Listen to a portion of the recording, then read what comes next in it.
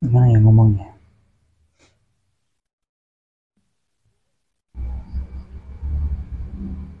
Jadi bapaknya ini memperkosa anaknya sendiri, anak kandungnya.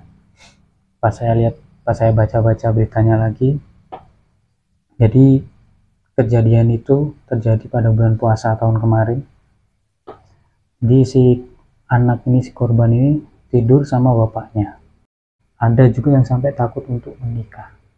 Maksudnya pentingnya kita sebagai orang yang udah tahu atau orang dewasa, terutama orang tua, untuk mengedukasi anak-anak muda zaman sekarang supaya yaitu tadi terhindar dari hal-hal yang tidak kita inginkan.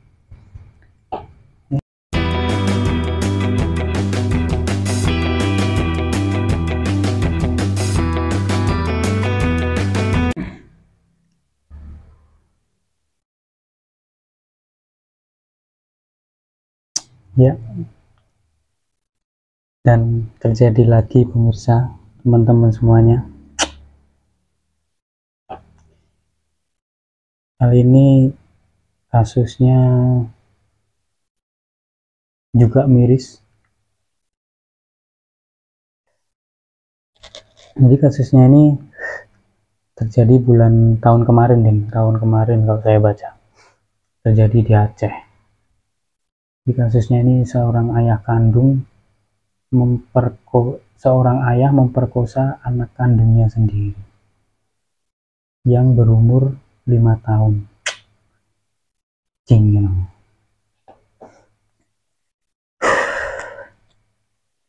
Jadi pas saya baca berita ini, jadi korban ini ceritanya itu si korban gimana ya ngomongnya?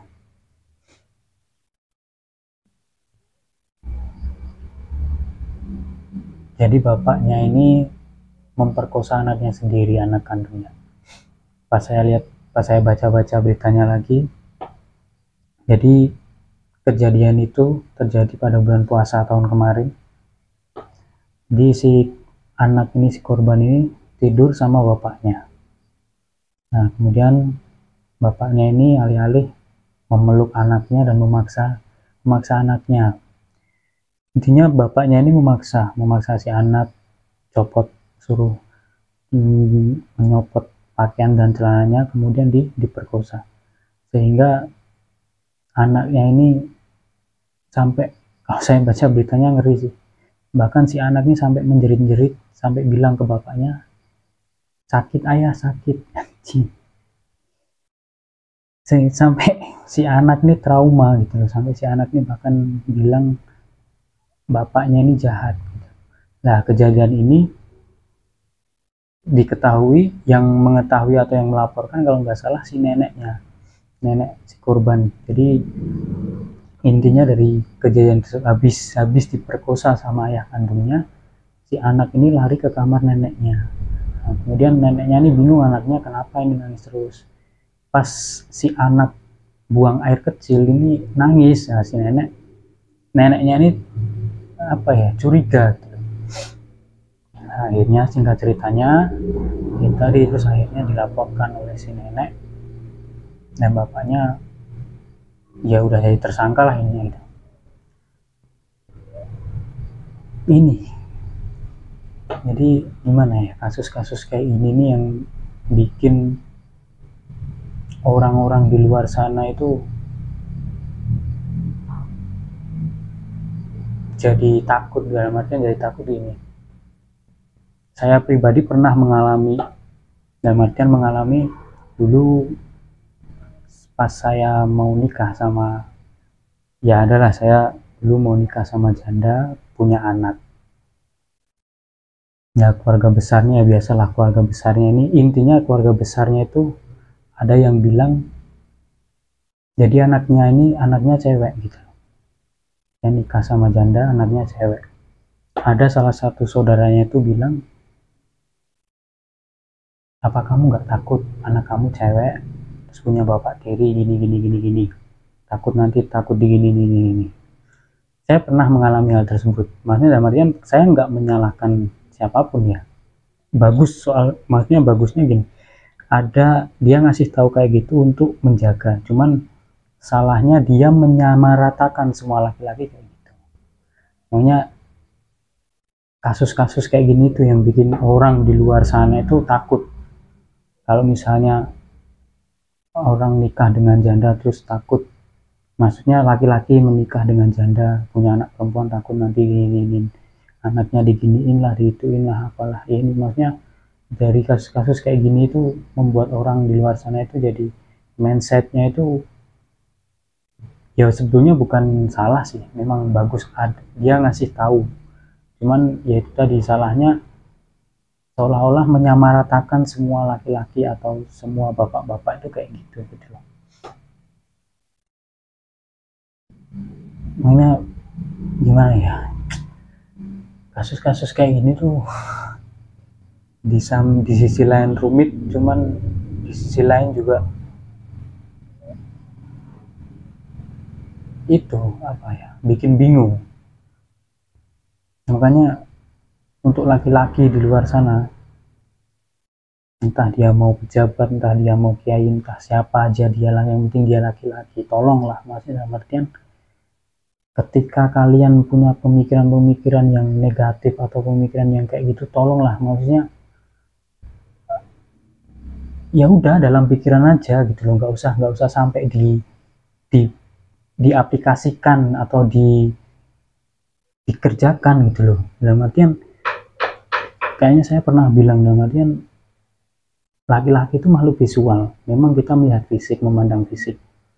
Selagi kita hanya misalnya ada cewek cantik lewat seksi, ya itu manusiawi lah, kita dalam pikiran kita ya, kita mikirnya cewek seksi nih, apa cantik nih, dan selama itu masih dalam pikiran, oke, itu manusiawi. Cuman salahnya ketika ada pemikiran-pemikiran negatif tapi dia aplikasikan ke orang tersebut atau ke cewek tersebut. Nah itu yang kadang-kadang laki-laki sekarang tuh gimana ya,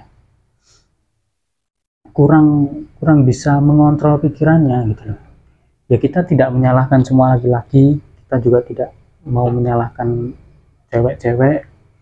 Nah intinya kita intinya semua kembali ke individunya masing-masing, cara pola pikirnya, mindsetnya.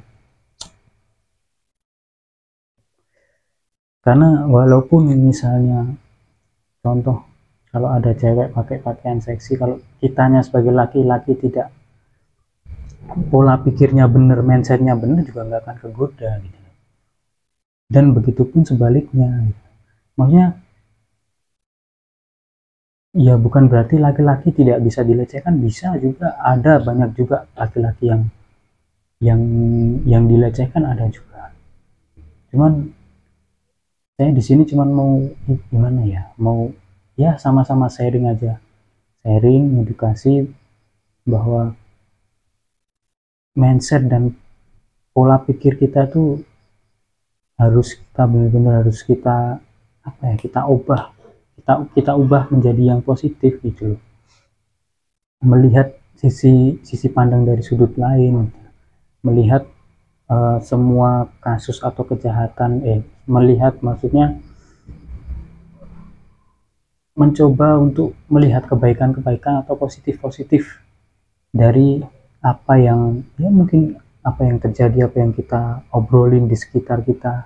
Kita berusaha untuk berpikir positif dan melihat dari sudut pandang yang lain gitu loh. Karena apa ya,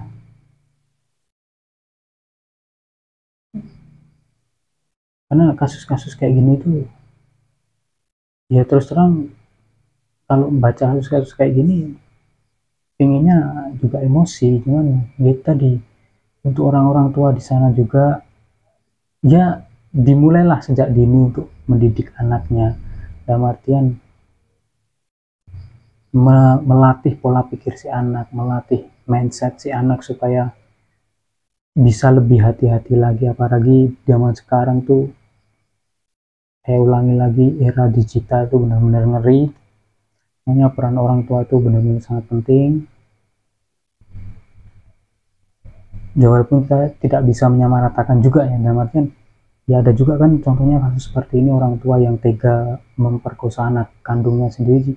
Cuman ya saya yakin di luaran sana masih banyak orang tua yang baik, orang tua yang bisa mendidik anaknya dengan baik dan benar.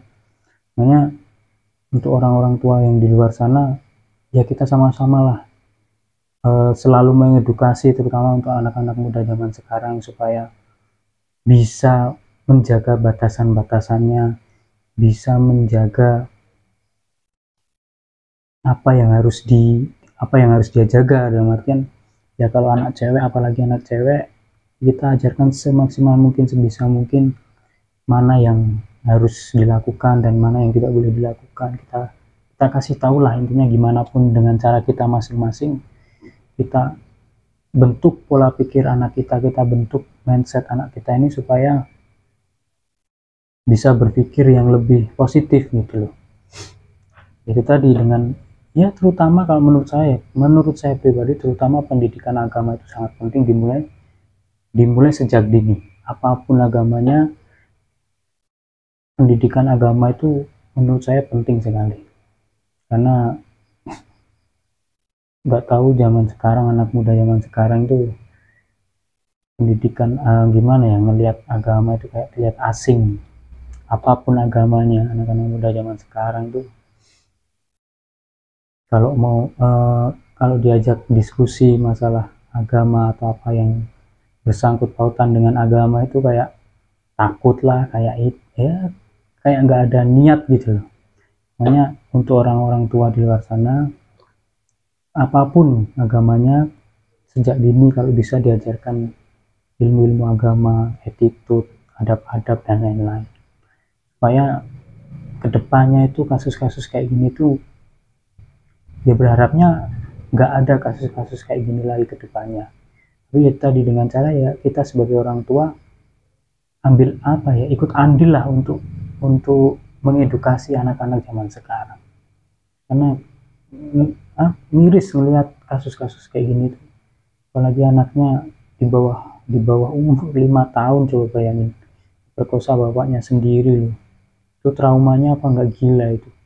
Bukan saya pernah nemuin juga, ya umur cewek umur ya udah lumayan agak dia sampai di umur yang sekarang tuh dia nggak menikah. Ternyata ketika saya tahu alasannya, dia bukan dari kecil ya, intinya dia dulu pernah menjadi korban pelecehan seksual.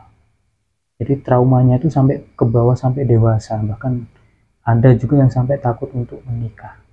Makanya pentingnya kita sebagai orang yang udah tahu, atau orang dewasa, terutama orang tua, untuk mengedukasi anak-anak muda zaman sekarang supaya yaitu tadi terhindar dari hal-hal yang tidak kita inginkan. Ya mungkin itu saja sih yang mau saya sampaikan. Ya semoga bermanfaat, dan intinya semoga kita semua bisa mengedukasi anak-anak muda zaman sekarang, dan kasus-kasus seperti ini semoga cepat bisa berkurang dan hilang di Indonesia.